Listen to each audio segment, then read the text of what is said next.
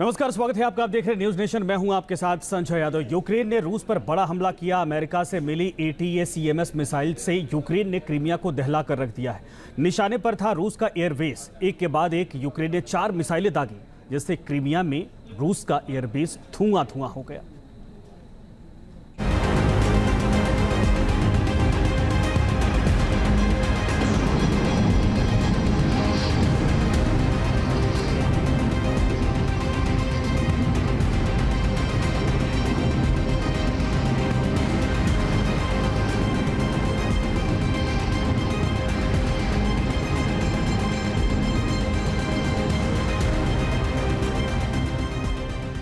रूस और यूक्रेन के बीच चल रही जंग हर दिन खौफनाक होती जा रही है।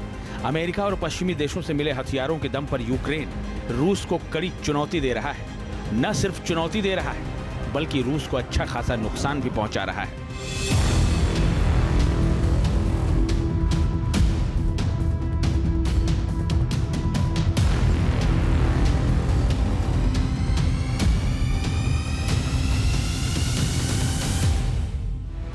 यूक्रेन ने एक बार फिर रूस पर सबसे बड़ा हमला किया है। ऐसा हमला जिसने रूस को हिलाकर रख दिया है। यूक्रेन ने रूस के दिल पर चोट की है।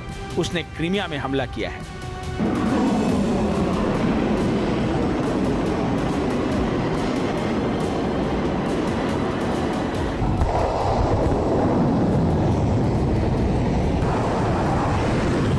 हमला भी ऐसा वैसा नहीं। यूक्रेन ने क्रीमिया प्रायद्वीप में रूसी एयरबेस को निशाना बनाया है।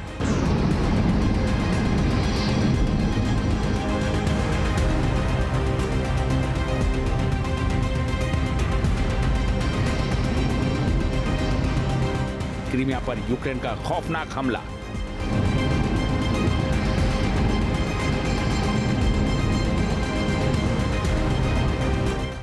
मिसाइल हमले से रूसी सैन्य बेस दहला।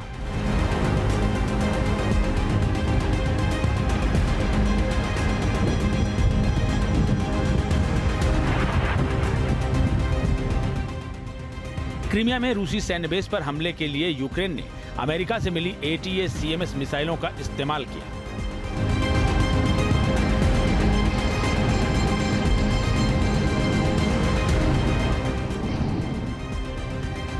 यूक्रेन के इस हमले के बाद रूसी एयरबेस पर शक्तिशाली धमाकों की आवाज सुनी गई। आग की ऊंची ऊंची लपटें उठती नजर आईं।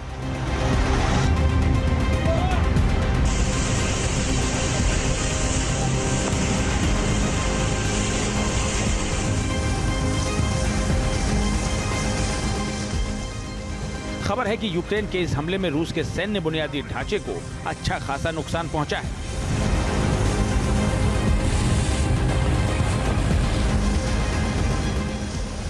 यूक्रेन ने हमला क्रीमिया में कहां किया और किस रूसी सैन्य बेस को निशाना बनाया, अब वो भी समझ लीजिए।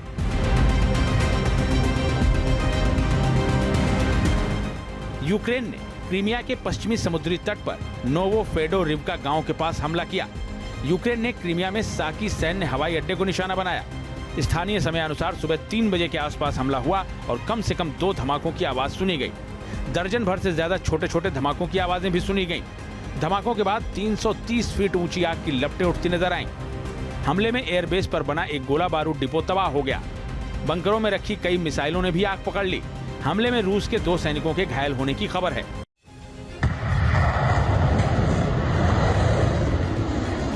बताया जा रहा है कि यूक्रेन ने इस हमले के लिए 2 ATACMS मिसाइलों का इस्तेमाल किया।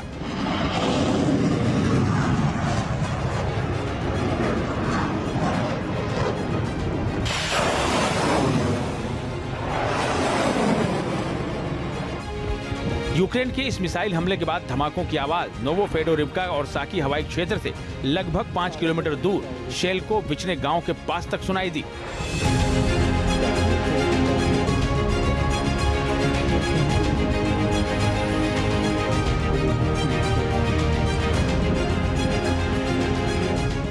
बताया जा रहा है कि इस क्षेत्र में रूस का S-300 एयर डिफेंस सिस्टम तैनात था, लेकिन ATACMS मिसाइल ने उसे चकमा देते हुए अपने लक्ष्य को भेद दिया।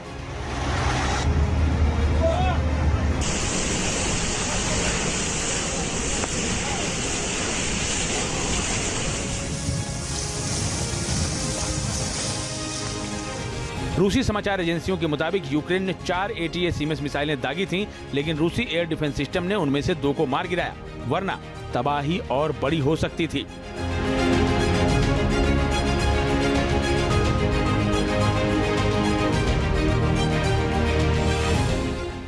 अमेरिका ने कुछ समय पहले ही गुप्त रूप से लंबी दूरी की ATACMS मिसाइलें यूक्रेन को सौंपी थीं। पहले ही माना जा रहा था कि ये मिसाइलें इस जंग में गेम चेंजर साबित हो सकती हैं। जब से यूक्रेन ने इन मिसाइलों का इस्तेमाल शुरू किया है, रूस को तगड़ा नुकसान हो रहा है।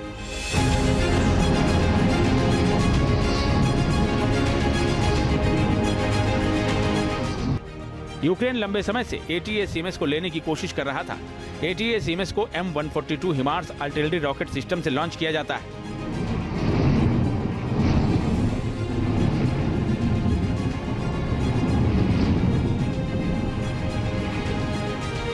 हाल के समय में यूक्रेन की सेना ने क्रीमिया में रूसी सैन्य अड्डे और यूक्रेन में कब्जे वाले इलाकों में रूसी सेना पर हमला करने के लिए इन्हीं मिसाइलों का इस्तेमाल किया है। इस मिसाइल की ताकत और खासियत की बात करें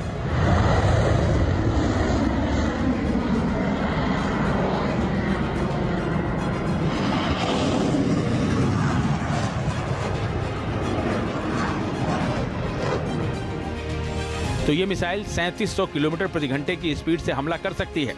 इसकी अधिकतम रेंज 300 किलोमीटर है, यानी ये इतनी दूरी तक मार कर सकती है। ये अपने साथ 214 किलो विस्फोटक लेकर उड़ सकती है। ये मिसाइल GPS गाइडेड होती है, इसलिए सटीक हमला करती है। 50 किलोमीटर की ऊंचाई पर यह मिसाइल उड़ सकती है, किसी भी एयर डिफेंस सिस्टम को चकमा दे सकती है।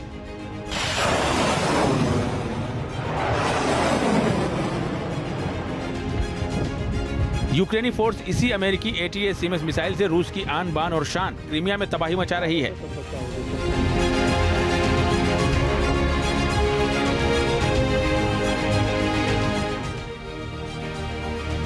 यूक्रेन ने क्रीमिया विध्वंस का प्लान पहले से ही तैयार कर रखा था। ATACMS मिसाइलें मिलने के बाद उसने ऑपरेशन क्रीमिया को लॉन्च कर दिया है।